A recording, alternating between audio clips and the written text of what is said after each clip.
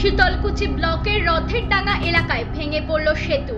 জানা গেছে সোমবার বিকেলে পাথর ভর্তি একটি ডাম্পার সেতু পার হওয়ার সময় ভেঙে পড়ে সেতুটি। যদিও হতাহতের কোনো খবর নেই। খবর জানাজানি হতেই ভিড় করেন স্থানীয়রা। বাসিন্দাদের অভিযোগ, দীর্ঘদিন ধরেই সেতুটি দুর্বল ছিল। প্রশাসন কোনো উদ্যোগ নেয়নি সেতু সংস্কারের বিষয়। এছাড়াও সেতু দুর্বল হওয়ার ফলে ভারী যানবাহন যাওয়া নিষেধ করা হলেও সেখান দিয়েই চলাচল করত যানবাহন। তার ফলেই এই ঘটনা ঘটল।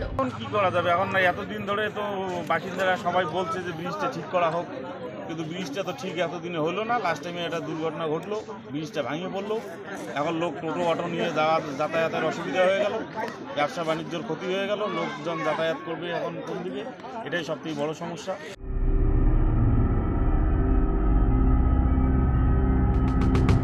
Bureau report, U Bangla TV.